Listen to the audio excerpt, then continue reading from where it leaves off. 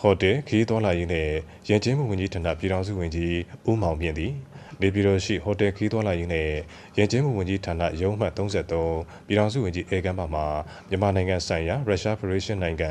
တန်ယုံမှစီးပွားရေးတန်ဖိုးမစ္စတာအန်ဒရီလူနက်အားဒီကနေ့မနက်ပိုင်းမှာလက်ခံတွေ့ဆုံခဲ့ပါသည်တွေ့ဆုံရမှာမြန်မာနိုင်ငံနဲ့ရုရှားနိုင်ငံအကြားခီးသွားလုပ်ငန်းနဲ့ယဉ်ကျေးမှုကဏ္ဍများမှာပူးပေါင်းဆောင်ရွက်မှုအရှိန်ဟုန်မြင့်တင်နိုင်ရေး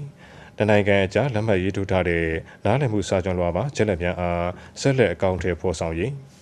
ခီးသွားလုပ်ငန်းနဲ့ယဉ်ကျေးမှုကဏ္ဍမြင့်တင်ရေးဆိုင်ရာကိစ္စများမှာအစိုးရနဲ့ပုဂ္ဂလိကကဏ္ဍများအကြားပူးပေါင်းဆောင်ရွက်မှုပိုမိုအားကောင်းလာစေရေး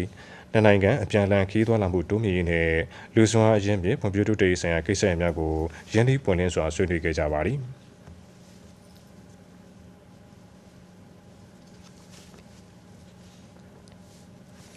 မွန်လယ်ပိုင်းမှာပြည်အောင်စုဝန်ကြီးသည်ဟိုတယ်နှင့်ခီးသွားလုပ်ငန်းများရေရှည်ဖွံ့ဖြိုးတိုးတက်ရေးအတွက်